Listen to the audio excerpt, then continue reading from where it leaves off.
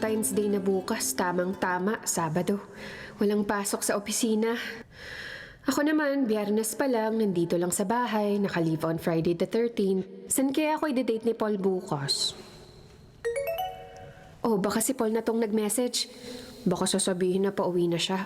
Aba, text message pala. Akala ko chat. Huh? Galing sa lumang cellphone number ng ex kong si Brando? Sabi niya, Happy Valentine's. Si Brando kaya talagang nag-text nito? Oh, may text na naman. Heart emoji naman ang sinend niya. Pero si Brando ba talagang nag-send ng message? At bakit naman niya ako sisendan ng ganito? May nag-text ulit. Galing pa rin sa lumang cellphone number ni Brando. Sabi niya, alam ko kung sino ang mahal mo ngayon. Paanong nakakatanggap pa rin ako ng text message sa lumang number ni Brando na matagal nang hindi ginagamit? Huh? Bakit tumudugo yung heart emoji? Diyos ko, ano bang kababalagan to? Paano tumudugo yung heart emoji sa cellphone ko? Si Celine tumatawag. Hello? Celine? Bakit? Alam mo, buti tumawag ka. May sasabihin ako sa'yo. Anong sasabihin mo, Sophie? Alam mo na ba? Buksan mo ang TV. Sa news, nabalitaan mo na ba? Ha? Yung alin? Ano nangyari? Sophie, si Paul! Yung boyfriend mo si Paul, patayin na! Ha? Ano nangyari kay Paul? Celine, sabihin mo sa akin, ano nangyari kay Paul? Nahulog siya sa rooftop ng building kung saan siya nagtatrabaho. Ha? Paano nangyari yun? Sa third floor lang ang office nila. Anong ginagawa niya sa rooftop? Ewan ko, Sophie. Iniimbestigahan pa kung may foul play o nag-suicide siya. Pero wala na si Paul, Sophie. Patay na siya. Lasog-lasog yung katawan niya nung bumagsak sa kali. Basag yung ulo niya. At nagkalat yung utak niya sa kalsada. Diyos ko! Hindi totoo yan! Paul! Paul! Paul!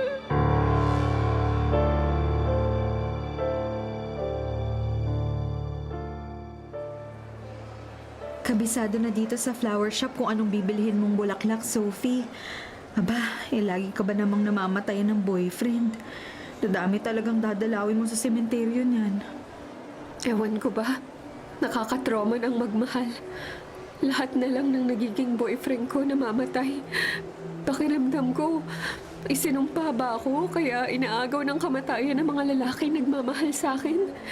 Natatakot na tuloy ako magmahal ulit. Uy, Sophie, huwag ka namang ganyan. Masarap pagmahal. At nakakatakot din. Hindi mo naman kasalanan na naaksidente yung mga naging boyfriend mo eh. Baka naman nagkataon lang.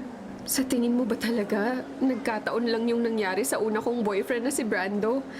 After ko makipag-break sa kanya, nagtangka siyang magpakamatay tapos hindi na ulit kami nagkita. Si Brando na unang boyfriend mo, sobrang possessive nun.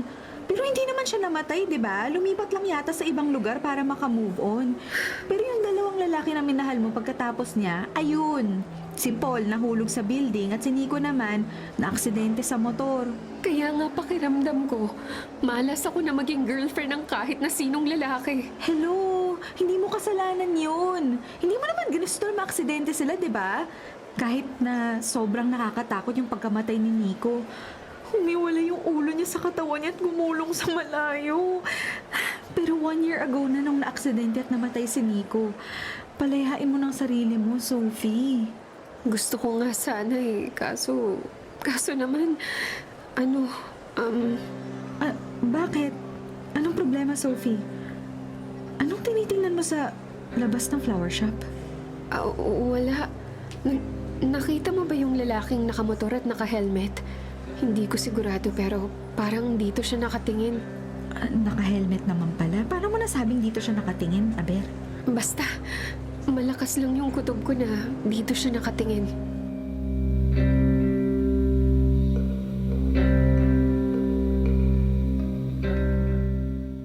Sino ba yung lalaking nasa kalsada? Teka, siya rin yata yung naka-helmet na nakita ko sa labas ng flower shop kanina. Anong ginagawa niya rito? Minaman-manan niya ba ako? Sinusundan ba niya ako? Ang mabuti pa, isara ko na siguro yung mga pinto at bintana. Wala pa naman akong kasama rito. Aray! Huh? James? Aray! Anong Aray! ginagawa mo dyan? Sophie, Inipit mo naman ng pinto yung kamay ko. Aba, malay ko ba na nandyan ka? Anong ginagawa mo rito? Bigla ka nalang sumusulpot. Nakakatakot ka. Ayan tuloy, nasaktan ka. Hindi ako nakakatakot. Pero mukha ngang takot na takot ka. Bakit ba? Kanina kasi may nakita ako nakamotorsiklong lalaki. Oh, tapos? Wala. Ano nga palang ginagawa mo rito, James? Wala naman. Gusto lang kitang makita. Alam mo namang ikaw lang ang bumubuo ng araw ko eh. Ikaw lang ang kaligayahan ko, Sophie. Ay nako, James. Ikaw talaga. Ano nga yung sadya mo? Eto, may dala akong cake. Pinapadala ni Tita Emma sa'yo. Tingnan mo naman oh. Hindi lang ako ang masugid mong manliligaw. Pati ang tita ko. Kaya sana sagutin mo na ako. James, ano ka ba? Alam mo naman kung ano-anong kapahamakan na nangyayari sa mga past boyfriend ko eh. Baka kung ano rin ang mangyari sa'yo. Baka mapahamak ka rin. Hindi ako naniniwala sa ganyan, Sophie. Matagal na ako nanliligaw sa'yo. Sigurado na ako sa nararamdaman ko. Kaya nga, kung sasagutin mo na ako na ang magiging pinakamasayang lalaki sa buong mundo. Kaya sagutin mo na ako, Sophie. Umabol tayo sa Valentine's Day. Napakabait na tao ni James at sa totoo lang crush ko siya mula nung bata pa kami. Pero paano nga kung tama ang kutob ko na may sumpa ako at lahat ng mamahalin ko ay mapapahamak? Hahayaan ko bang mangyari din sa kanya nangyari sa ibang naging boyfriend ko?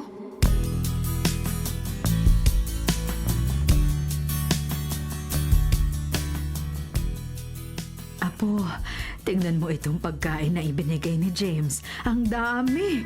Alam niya na paborito mo ang mga ito. Oo nga po, Lola. Maalalahanin talaga si James kahit noon pa. Naaalala ko nga po, pinagselosan pa siya noon ni Brando, yung ex-boyfriend ko po. Si Brando, yung una mo naging boyfriend. Nako, makakalimutan ko ba ang ungas na yun? Masyadong seloso at mahigpit sa'yo. Pati ako na lola mong nagpalaki sa'yo. Aba, pinagselosan din. Natatandaan ko nga na maraming beses kanyang pinaiyak sa sama ng loob. Lola, matagal na pong wala si Brando. Ay, tandaan mo, Apo. Ang mga taong mapagmahal na mahigpit at sakim ay delikado. Nagtatangka kasi silang kontrolin ang buhay ng kanilang mahal. At ang sobrang pagmamahal ay nakamamatay. Mabuti nga't naglakas loob kang hiwalayan ng Brando na yon. Kaso, yung mga naging boyfriend ko pagkatapos ni Brando, nawala na rin. Kinuha agad sila ni kamatayan. Kasama ang pagkabigo sa pag-ibig, Sophie. Huwag kang magsasawang sumubok. Kung mahal mo si James, sagutin mo na siya.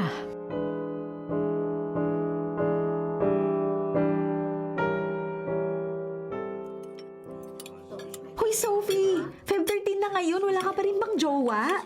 Sagutin mo na kasi si James ngayon. Pwede ka pang humabol, oh. Ay nako, Celine. Puro ka ganyan. Paano ko ba maiisip na makipag-date bukas kung pakiramdam ko parang laging may nakatingin sa akin? What? You mean, nararamdaman mo pa rin yung parang may sumusunod sa'yo? Sophie, baka naman nagmumulto yung mga ex mo. Baka hindi pa sila ready na iwan ka. Ganun ka nila kamahal. Celine, ano ka ba? Valentine's Day ang pinag-uusapan natin. Bakit gusto mo yata maging araw ng patay? Ang sa akin lang naman, Sophie, kung pakiramdam mo lagi may nakatingin sa'yo o may nakasunod sa'yo, baka oras na para magkaroon ng lalaking magbabantay sa'yo. Lalaking magbabantay sa akin? Oo, Sophie. Lalaking magbabantay at magpoprotekta sa'yo. At ako na yun. Ay! James, anong ginagawa mo rito? Hoy, Celine, ikaw Ikaw yung nagpapunta sa kanya rito? Ay, wala akong kinalaman dyan, Ay, oo nga pala. May bibilin ako sa labas. Umaiwan ko muna kayo, Aga ng Valentine's date nyo, Sana all. Hoy, Celine! Bumalik ka rito, hoy! O-order pa tayo! Hindi ba tayo kumakain? Kayo na lang ni James ang kumain. Enjoy! Bye! Hayaan mo na si Celine. Eto nga pala, flowers for you. Pinili ko ang paborito mong carnation.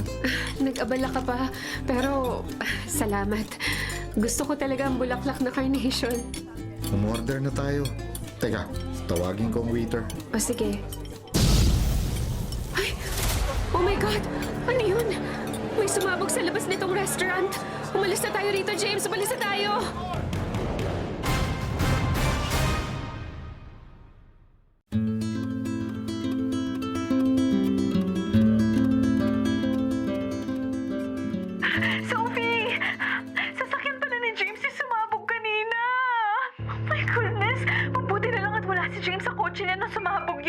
Oo, Celine. Hindi nga rin kami makapaniwala ni James nung nalaman namin eh. Tingin nung nag-imbestiga, pinasabog talaga yung sasakyan. Nag-aalala nga ako eh. Sino naman kaya magpapasabog noon? Hindi ko alam. Sumasakit na nga yung ulo ko kakaisip eh. Natatakot din ako. Hindi ko pa boyfriend si James pero parang nilalapitan na siya agad ng disgrasya. Plano ko nga siyang sagutin na kanina eh. Kaso dahil sa pagsabog, nagkagulo na at hindi na kami nakapag-usap ng maayos. Ay naku, sana malaman ako sino nagpasabog ng sasakyan ni James. Celine, naikwento ko na ba sa'yo na may na-receive ako na Valentine message galing kay Brando? Hindi pa. Kailan yung noon? Matagal na. Hindi ko pa nagiging boyfriend si Paul. Tapos, nag-send din siya sa akin ng heart emoji at isa pang message na ang sabi, alam ko kung sino na ang mahal mo ngayon. So, may contact ka pa pala kay Brando? Wala. Kaya nga nagtataka ako eh. Kung bakit nakakatanggap ako ng text message sa lumang cellphone number niya. Sinubukan ko ng tawagan ng number na yun pero sabi ng recorded voice, the number you dialed is incorrect. Ang weird. Eh, ano naman ang connection nun sa pinag-uusapan natin? Kasi naobserbahan ko, namatay sina Paul at Nico. Parehong Friday the 13th. At sa pagkakatanda ko, tuwing Friday the 13th, dumudugo yung emoji na sinend sa akin ni Brando. Ano? Paanong dumudugo? Basta hindi ko alam, Celine. Kahit ako nagtataka kung paano at bakit dumudugo yung emoji, nasa cellphone ko lang naman yun.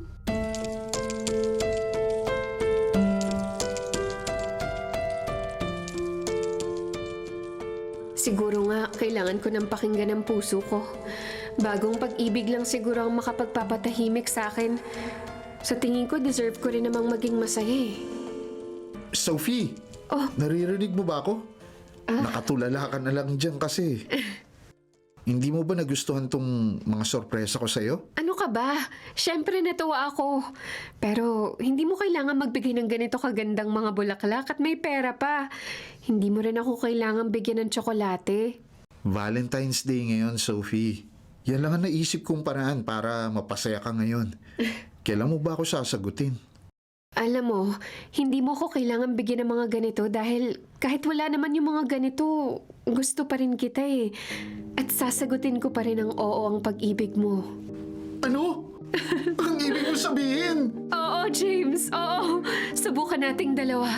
At simula ngayon, girlfriend mo na ako. Totoo? Yes! Yes! Ako na ang pinakamasaya lalaki sa buong mundo! Sophie! Mahal na mahal kita! Mahal din kita, James. At sana lang ay... ano yun? May nabasag yata sa may gawing kusina namin. Dito ka lang. Titingnan ko muna. Sasama ako. Nandun si Lola Betty nagluluto. Lola Betty! Dito po ba yung may nabasag at...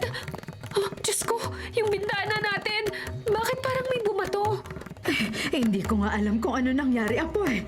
Nasa likod bahay ako at kumukuha ng mga talbos ng kamote. Pagpasok ko, ganito na. May bumato sa bintana kaya nabasag. Ito ang bola ng baseball na ginamit. Kailangan malaman natin kung sinong gumawa nito.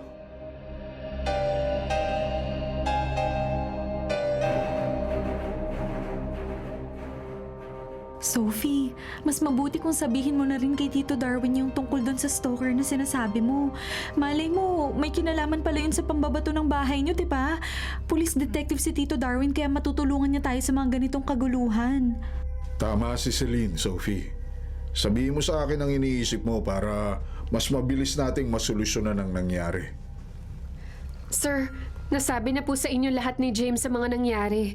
At tungkol naman sa stalker na yun, ang totoo, pakiramdam ko pa lang naman yun na laging may nakatingin sa akin.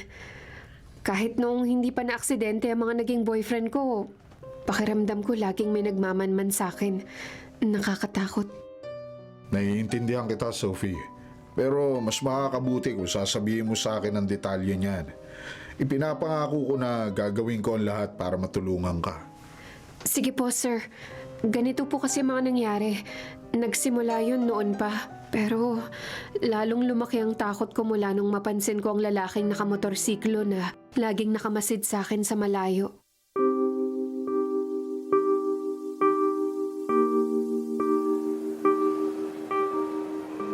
Ang daming tao dito sa grocery. Dapat pala nagpasama ako kay James para may tagabuhat ako. Kaya lang ayoko naman siyang istorbohin sa trabaho niya. Sophie! Sophie! Hoy! Ah, si Aling Emma, yung tita ni James na nagpalaki sa kanya. Nandito rin pala siya. Sophie! Aling Emma, nandito ka rin pala. Tutulungan na kita magtulak ng grocery cart. Ay nako, ikaw talagang bata ka. Anong Aling Emma? Tita na rin ang itawag mo sa akin. Lalo ngayong nabalitaan kong sinagot mo na pala ang pamangkin ko. Kaya pala parang laging ang saya ni James. Masayang masaya ako para sa inyong dalawa. Bagay na bagay kayo ni James. Huwag po kayong mag-alala, Tita Emma. Balak naman namin ni James na dumalaw sa inyo. Ay! Aray! Diyos ko, napakabastos naman ang lalaking yun. Hindi tumitingin sa dinadaanan niya. Okay ka lang ba, Sophie? Yung papangong yun. Kilala ko ang pabangong yun. Hindi ako pwede magkamali. Pabango ni Brando yun. At yung lalaking nakabunggo sa akin, parang... Sophie? Okay ka lang ba? Nasaktan ka ba? Okay lang po ako, Tita Emma. Wag po kayong mag-alala.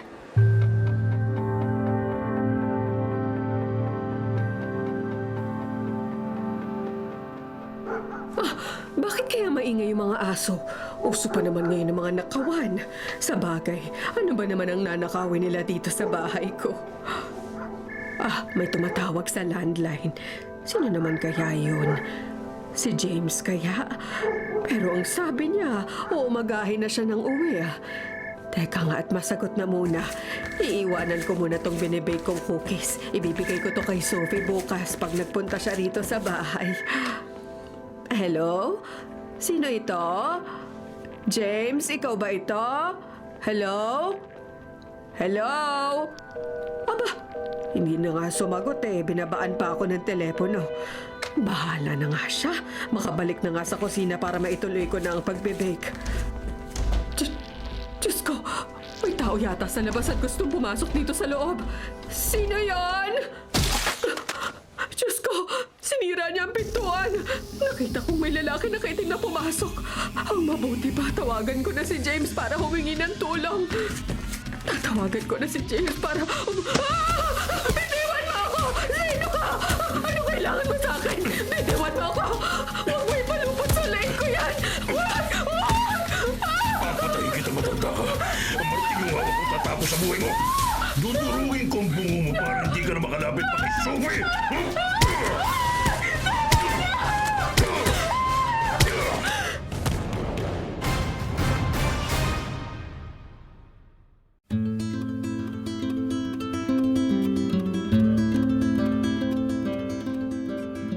Okay lang kaya tong suot kong damit? Hindi kaya magmukha naman akong awkward nito sa harap ni Tita Emma? Baka isipin naman nila na parang pupunta ako ng kasalan. Kung mag-shorts na lang kaya ako para simple na lang. Sophie! Buksan mo itong pinto! May nangyayari hindi maganda! Sophie! Sandali. Lola Betty, ano pong nangyari? Ba't parang hindi ka mapakali? Nagbibihis na kasi ako. Maya-maya lang nandito na si James para sunduin ako Ay, naku, Sophie. Hindi na makakapunta dito si James para sunduin ka. Dahil yung tiyahin niya, pinatay daw. Ha? Po? Si Tita Emma? Pinatay? Bakit? Sinong pumatay, Lola? Ang sabi, sinakal daw ng wire ng telepono. Iyon ang ikinamatay. Pero hindi pa nakontento ang kriminal. Hinampas pa ng martilyo sa ulo at sakay pinasok pa sa oven ang ulo ni Emma hanggang sa masunog. Ay, terrible. Diyos ko.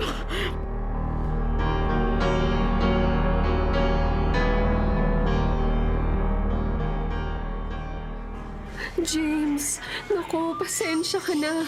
Ngayon ko lang nalaman ang nangyari sa Tita Emma mo. Okay ka lang ba? Wala nang naghiwalay. Ang mga magulang ko, bata pa lang ako. Si Tita Emma na ang nag-alaga sa akin. Napakabait yung tao, Sophie. Kaya hindi ko naisip na magiging biktima siya ng ganitong krimen. Mabuting tao nga ang tiyahin mo, James. Kaya wala kaming makuhang lead sa investigasyon. May kaaway ba siya? Hindi kasi pagnanakaw ang motibo, pero halatang galit na galit ang gumawa. Wala po bang nakuhang kahit anong ebidensya? Kailangang mabigyan ng katarungan na nangyari kay Tita Emma. May nakuha kaming CCTV footage sa kapitbahay. Isang lalaking nakaitim ang gumawa ng krimen. Nakita namin siyang pumasok sa bakuran. Pero nung palabas na siya, bigla siyang nawala. Pero nag-iwan siya ng marka ng puso malapit sa pinangyarihan ng krimen. Ano ho? Isang lalaki na nakaitim? At marka ng puso? Diyos ko, sino kayang lalaking nakaitim na yun? Yan ang hindi pa namin alam sa ngayon. Alam kong medyo imposible pero pwede kayang si Brando yun? Nandito nga kaya si Brando?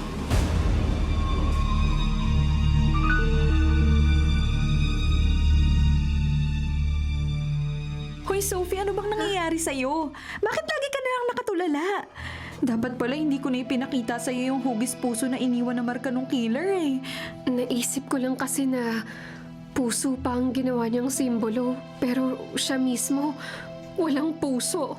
Dahil kung may puso siya at konsensya, hindi niya magagawang pumatay. Nako, nag-text si Tito Darwin. Sabi niya, lumabas na raw ako sa may gawing kanto at dadaanan niya ako. Sabay na kaming uuwi. Sabi ko kasi sa kanya, bukas na tayo makikipaglamay ulit. Ah, ganun ba? O sige, halika hahatid na kita sa labasan. Hindi na. Wag na. Kung ako sa'yo, Sophie, matulog ka na lang. Ilang araw ka ng puyat sa burol ng tita ni James. Huwag ka mag-alala. Nandyan naman agad si Tito Darwin. O sige, basta mag-iingat ka ha. Oo naman. At sila mag-ingat talaga sa akin, no? Inaantok na ako. Ang mabuti pa, maligo na ako para makatulog na. Aba, ang Tito Darwin ni Celine tumatawag. Hello? Hello, sir? Ano po? Hindi niyo matawagan ang cellphone ni Celine? Pero nag-text naman po kayo sa kanya, di ba? Lumabas na siya at... Ano po? Hindi niyo siya agad masusundo? Pero... Hello? Hello? Diyos ko, si Celine! Kailangan sundan ko si Celine. Masama ang kutob ko. Baka may mangyaring hindi rin maganda sa kanya.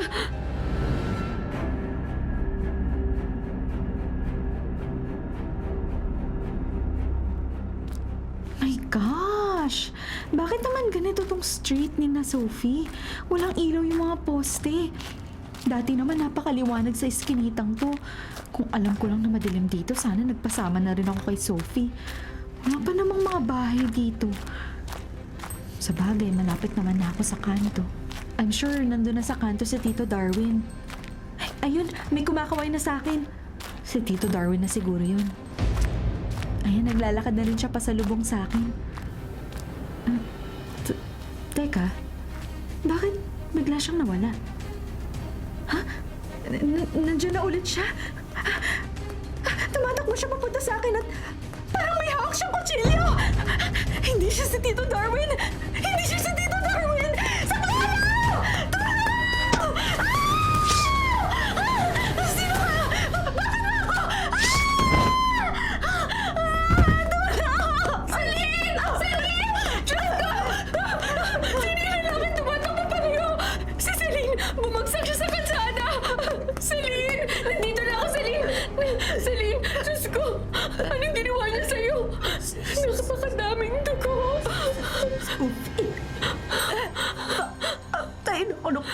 Patayin ako ng lalaki, Sophie. Yung lalaki. Sino? Sino? Celine! Celine! Diyos ko! Nawala na siya ng malay! Saklala! Tulungan niyo kami! Tulungan niyo kami!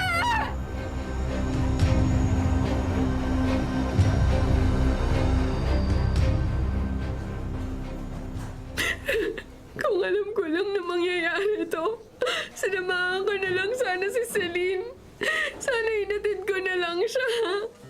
Sophie, wala namang may gusto nung nangyari. Kahit yung nangyari kay Tita Emma. Talaga lang may mga masasamang tao sa mundo. Sa dami na saksak ng ice pick sa katawan ni Celine, sobrang himala na nakaligtas siya. Nakatulong ng malaki yung naisugod mo agad siya sa ospital. Umabot nga siya. Kaso nasa intensive care unit naman siya ngayon at hindi pa rin ligtas sa panganib ang buhay niya. Magdasal tayo para sa kaligtasan ni Celine. Darating mamaya mga pulis. Makakabuti kung sasabihin mo sa Tito Darwin ni Celine ang lahat ng nakita mo o narinig.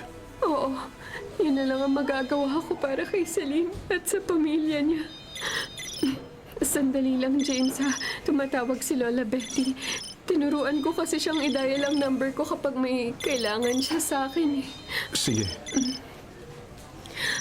Hello? Lola Betty? Lola Betty, bakit po kayo... Hello, Sophie. Masaya talaga ako marinig ang boses ng tao mahal ko. Brando? Anong ginagawa mo sa bahay namin? Shh, huwag ka maingay. Hindi ka mag-iingay kung gusto mo pa makita ang buhay ang lola mo, ha? Wala kang pagsasabihan ng kahit na ano tungkol sa akin. Kung hindi, mapapadali ang buhay ng lola mo. Hindi mo, ha? Hindi mo? Brando, please. Huwag ang lola ko. Pangako ko, hindi ako magsasalita ng kahit ano. Dapat. Kaya please, huwag mo saktan ang lola ko. Please. Hello? Hello? Diyos ko. Si Brando. Siya nga ang stalker ko. Siya nga ang may kagagawa ng lahat. Bakit niyo ito ginagawa? Bakit? Sophie, bakit? Anong problema? Namumutla ka. Anong sabi ni Lola Betty? Pwede bang umuwi na muna tayo? Please, ngayon na. Ha? Pero parating na ang mga pulis. Umuwi na muna tayo, James. Wala akong sasabihin sa mga polis. Wala.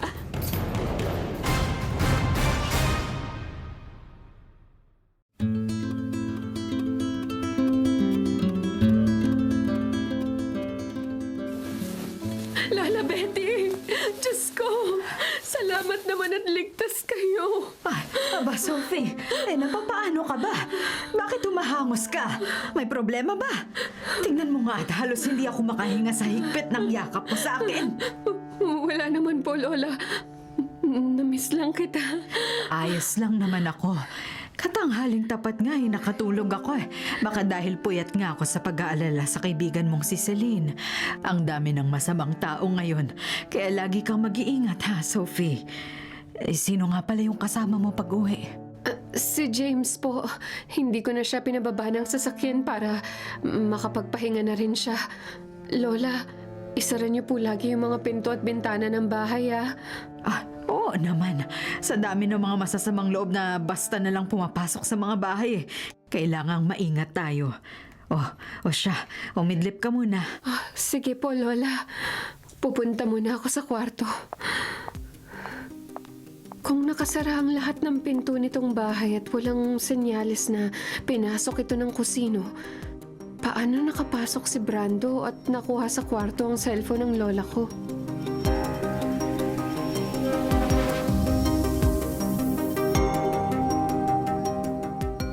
I'm sorry, Brando. Ayoko na talaga. Ang tagal ko na nagtitiis. Hindi ko na kaya ang pagiging seloso mo. Nasasakal na ako. Okay? Please, tapusin na natin to. Mag-break na tayo. Sophie, ano ba sinasabi mo? Araw ng mga puso ngayon. Ngayon ba talaga ako iiwan? Hindi ba kaya nga sumama ka sa akin dito sa beach para makapag-ayos tayong dalawa at mag-celebrate ng Valentine's Day? Mahal na mahal kita, Sophie. Ikaw na ang gusto ko. Ikaw lang. Payakap nga. Brando, huwag mo nga akong yakapin. Ayoko na. Ayoko na. Ganon. Ayaw mo na. Ganon na lang ba kadali yun? Ha? Sino lalaki mo? Sabihin mo sa akin, sino? Papatay ko lalaki yun. Papatay ko! Wala akong lalaki, Brando. Basta ayoko na makipagrelasyon sa'yo. Maghiwalay na tayo! Kung hihiwalayan mo ko, Sophie, mas mabuti pang mamatay na ako. Mamatay na lang tayong dalawa. Bakit may baril ka? Brando! Bakit may baril ka? Ano ka ba? Baka maputok mo yan! Hindi ko ito gagamitin, Sophie. Basta sabihin mo na hindi mo ko iiwan. Sabihin mo na hindi mo ko iiwan dahil ayoko mawala ka sa akin. Akin na yung baril na yan, Brando! Hindi pwede! Akin na! Hindi pwede! Diyos ko!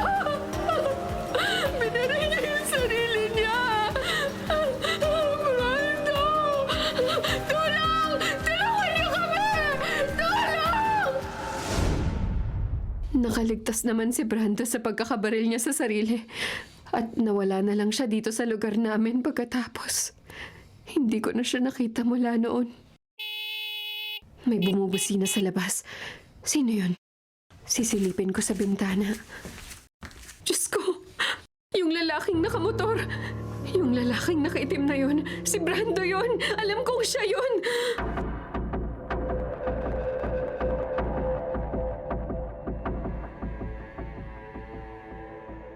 Lola Betty, bakit po ganyan ka makatingin sa akin? Kumain na po kayo. Kumakain naman ako, Sophie. Kaya lang, gusto ko ring malaman kung ano ang laman ng love letter ni James sa'yo na ipinabot sa akin. Naku, Lola.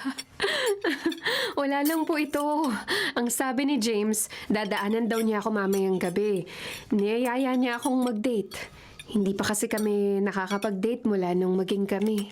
Napaka-sweet naman ni James. Siya, Sophie. Sige, sumama ka na. Kahit Friday the 13th ngayon, ituloy niyo ang date niyo, ha? Huwag kang maniniwalang malas ang araw ng Biyernes kapag natapat sa petsa 13. Maiwan muna kita riyan at tapos na akong kumain. Magdidilig ako ng halaman sa labas. Sige po, Lola. Alam kong delikado rin si James kay Brando. Kaya bago pa siya mapahamak, kailangan ko na makipaghiwalay sa kanya kahit mahal ko siya. Kaya sa date namin, doon ko sasabihin kay James ang lahat. Oh, may notification yung cellphone ko. Yung heart emoji na sinendati ni Brando. Napuno na naman ng dugo ang heart emoji sa screen ng phone ko. Babala ba ito na nanganganib ang buhay ni James?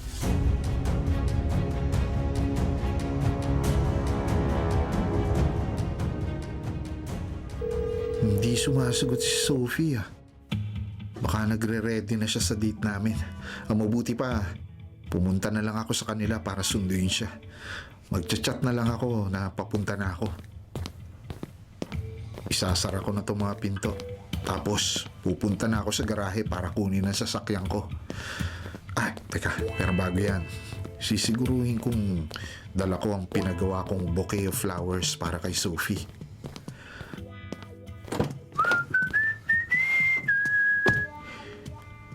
Papunta na ako riyan, Sophie. Mukhang masaya ka. Kala mo ba hayaan pa kita lumapit kay Sophie? Ito sa'yo! Sasakalin kita gamit ang wire na to! Sino ka? Paano ka nakapasok sa likuran ng sasakyan ko? Hindi ako makahinga. Pala hindi ka talaga makakahinga dahil ang wire na ang pinangsakal ko sa'yo. Halos kasing talim ng kutsilyo mo. Sasakalin kita hanggang sa maputo ng ulo mo. Hindi ako makahinga. Yan ang bagay sa'yo. Hindi mo maagaw sa akin si Sophie. Lahat na lalaki magustuhan niya mamamatay. Papatayin ko ngayong lahat dahil sa akin lang si Sophie. Akin lang siya.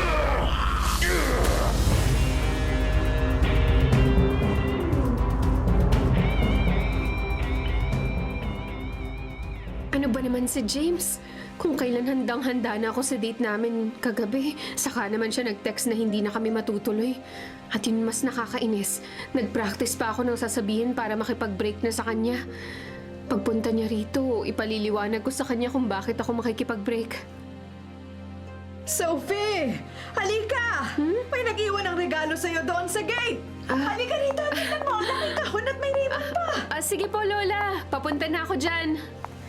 Mukhang maganda nga po ang regalong yan, Siguro padala ni James. Nagsusorry kasi bilang hindi kami natuloy sa date namin kagabi. Ay, mukhang maganda nga yan, Sophie. Buksan mo na para makita natin. Opo, Lola. Bubuksan ko na po. Pero, teka.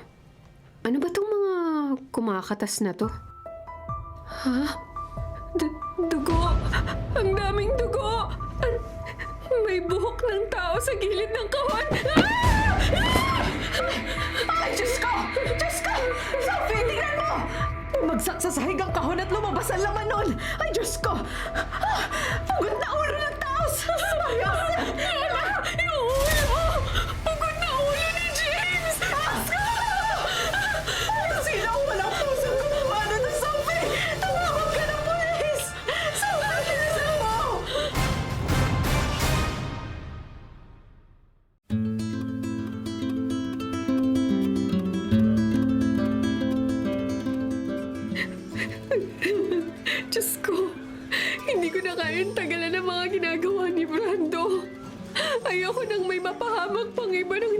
sa akin. Lalong-lalo na si Lola Betty. Pinatay na ni Brando si James. At dapat niyang pagbayaran yun. Kailangan ko na sabihin ang mga nalalaman ko. Ayoko nang manahimik lang. Sophie, alam kong mahirap para sa iyo ang lahat ng nangyayaring to. Pero kung may alam ka na hindi mo sinasabi, mas mabuting sabihin mo na. Magtiwala ka sa akin, tutulungan kitang malutas ang kasong to. Alam ko po, Sir Darwin. Pero natatakot ako sa mga pwedeng mangyari kung magsasalita ako. Siguradong madadamay si Lola Betty. Alam kong marami kang gustong protektahan. Pero mas lalala ang sitwasyon kung hindi natin mahuhuli ang taong nasa likod ng mga nangyayaring krimen. Kung makikipagtulungan ka sa amin, mapoproteksyonan ka namin at ang lola mo. Sir Darwin, natatakot po ako. Hanggang ngayon, nangingilabot pa rin ako pag naiisip ko ang karumal-dumal na dinanas ni James sa kamay ng taong yun. Magtiwala ka sa kapulisan at sasabihin ko sa iyo ang planong naisip ko para hulihin ang kriminal na stalker mo. Pakinggan mo ang sasabihin ko. Tapos magdesisyon ka kung gusto mong makipagtulungan sa pulisya. Sige po, Sir Darwin. Sasabihin ko ang mga nalalaman ko. Para sa hustisya ng mga naging biktima niya. Gawin na po natin ang plano niyo. Makikipagtulungan na ako.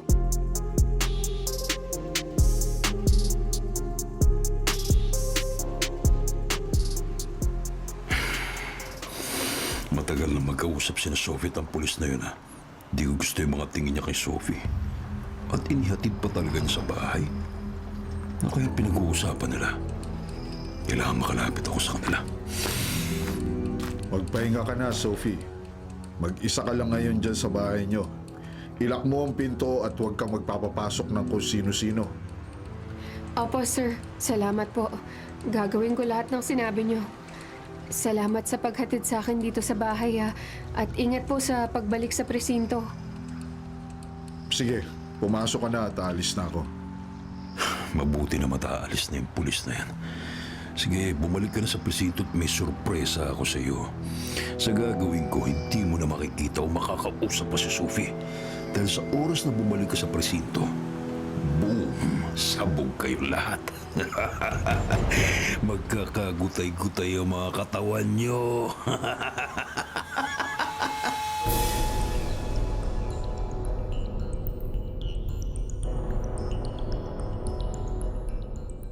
Ay, hindi pa rin ako mapakali kahit nasa safe na lugar na si Lola Betty. Hindi ako makakain o makatulog. Iniisip ko pa rin si James. Binawalan muna ako ng mga pulis na puntahan siya at pinauwi nila ako para daw mas mabantayan nila ako. Teka nga, makapanood nga muna ng TV. Flash report! Isang pagsabog ang naganap ngayon lamang sa isang police station sa lungsod ng San Jose sa di pa malamang kadahilanan. Inaalam pa kung ilan na eksaktong bilang ng mga nasawi sa pagsabog. Antabayanan niyo po ang update ng balitang ito. Diyos ko! Yung police station na yon! Doon ako galing kanina! At nandun din si Sir Darwin at... Hello? Brando! Alam kong ikaw yan! Baliw ka na talaga! Ikaw ang nagpasabog ng police station! Ikaw yun, hindi ba? Ikaw yun! Ang galing mo naman, Ani. Alam na alam mo talaga, no? Alam na alam mo, ha? Ano, gusto mo ba yung back-to-back na sorpresa ko sa'yo? Ha? Yung ginawa ko sa James na yun at sa pulis patola na kausap mo, ha? Sila kasi, ha? Nilalapitan ka kasi, kaya, ayun, napaamak sila, ha? Tama na, Brando! Tigilan mo na ako! Ayoko na!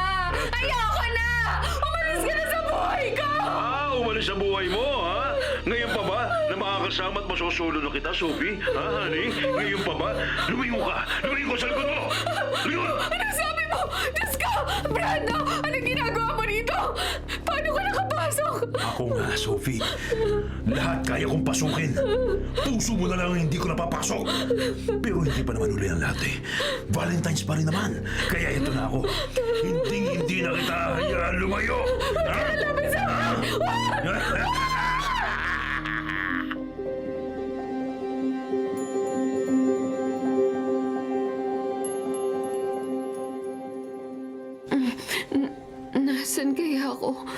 Ang huling naaalala ko na lang, tumakbo siya palapit sa akin kagabi at may itinakip sa bibig at ilong ko. Tapos, nagdilim na ang paningin ko. Eto ako ngayon, nakatali ang mga paa at kamay sa kama at may busal sa bibig. Napakawalang hiya talaga ni Brando. Hello, Sophie, my honey. Breakfast in bed. Ha? Ay, o nga pala. Nandito tayo sa bago nating love nest, ha? Huwag ka mag-alala, Sophie. Wala nang makapaglalayo sa ating dalawa. Wala na yung James na yun. Pati yung pulis, wala na. Sumabog na eh. Ayan. Aha. Oh, wala na. Pwede ka na magsalita. Wala na yung busal sa bibig mo. Oh, Ayop ka! Naalala mo ba yung ex mong pinalit sa akin? At yung isa pa, ha? Maganda yung pagkakapatay ko sa dalawang yun eh. Ha? Wala na ginala. Kahit ikaw naman, di ba? Akala mo, patay na ako, kaya hindi ka na ginala, ha? Huwag ka mag-alala, Sophie. Okay lang sa akin kahit galit ka. Mahal na mahal kasi kita eh, ha? Ha? Anong connection ng pagkamatay ni Paul at Nico sa heart emoji na sinend mo sa cellphone ko? Natatandaan ko bago sila namatay, dumugo yung heart emoji sa cellphone ko. Ah, yun ba? Eh, sinumpang puso ang emoji na yun eh. Isinumpa para mamatay ang lahat ng lalaki magiging boyfriend mo sa tuwing tatapat ang araw ng Biyernes sa petsa 13. At ang pagdurugo ng puso, simbolo yun na dumating na ang araw ng kamatayan ng boyfriend mo. Hop! Huwag ka matakot. Huwag ka matakot sa baril na hawak ko ngayon, ha? Huwag. Hindi ko ito gagamitin sa'yo. Hindi. Baliw ka talaga, Brando. Akala mo. Pero gaya nga ng plano ni Sir Darwin, kailangan mapaniwala kita na mahal din kita para hindi mo ako saktan at makatakas ako. Kahit hindi ko alam kung wala na ba talaga si Sir Darwin, gagawin ko pa rin ang sinabi niya. Oh, teka muna. Sophie, my love. Kumain ka muna. Kaya muna. Pag inalis ni Brando ang pagkakagapos ko, kukunin ko ang baril niya at hindi ako magdadalawang isip na iputok yun. Sasabihin ko na lang na self-defense ang nangyari. Oh, ito. Masarap to. Kumain ka muna. Gusto mo ba subukan kita, ha? Paano ako kakain? Nakatali ako. Kalagan mo na ako, Brando. Alam mo, na-realize ko, hindi dapat ako kukontra sa mga gusto mong mangyari. Naisip kong tama ka. Ikaw nga lang dapat ang mamahalin ko dahil ikaw lang ang totoong nagmamahal sa akin. Brando, magsimula tayo muli. Uy, Sophie. Kalahin mo, yan ang gusto ko eh. Yan ang gusto ko marinig. Halika. Yayakapin kita na sobrang higpit ha. Sobrang napasaya mo ngayon. Sobrang napasaya mo. Hindi ako makahinga sa higpit ng yakap mo, Brando. Saya. Oh! Gusto kitang yakapin din, kaya lang, pakawalan mo na ako, please. Sige. Ako bahala. Ito. Sandali, inaalis ko na yung mga tali sa kamay mo. Saya ko talaga. Ayan. Ito naman sa paa. Sa paa naman. Ano sa paa? Akin na yung baril mo, Brando, para makatakas na ako sa'yo. Pambira. Sabi na nga ba't may masama kang balak eh. Buisit ka talagang babae ka? Ha? Sasakanin kita. Papatayin na kita ngayon. Ha? Papatayin kita ngayon.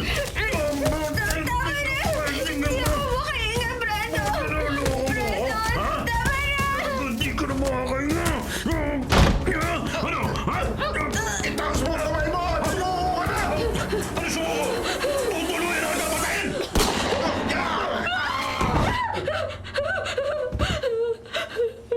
Sophie, ligtas ka na. Ligtas ka na.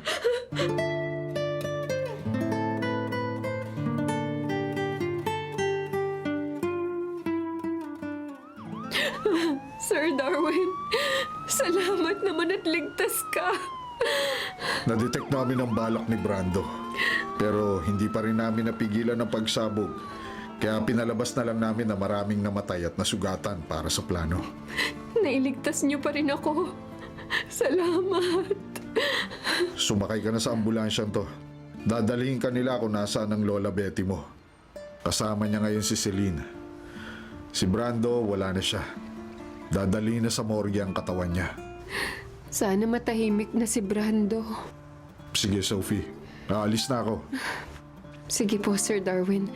Sasakay na ako sa ambulansya. Okay. Salamat po, Diyos ko. Tapos na ang bangungot. Oh, sino kayang nag-message? Babasahin ko nga muna. Diyos ko! Galing kay Brando. Isang heart emoji. Dumudugo na naman yung heart emoji. Hindi! Hanggang sa kabilang buhay, ayaw niyang matahimik. Ayaw niya akong lubayan. Ganun katindi ang pagtingin niya sa akin. Ayun siya, sa di kalayuan. Nakatingin siya sa akin.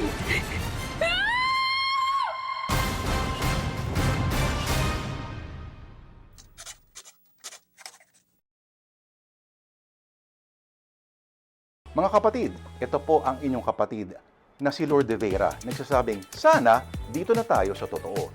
Dito na tayo sa True FM. At sana po'y mag-subscribe kayo at mag-follow sa mga social media accounts po ng @True Network PH. Sa Facebook, Instagram, sa X, sa YouTube, sa TikTok, at sa mga podcasts. Sana po, dito na tayo sa totoo, mga katrupa.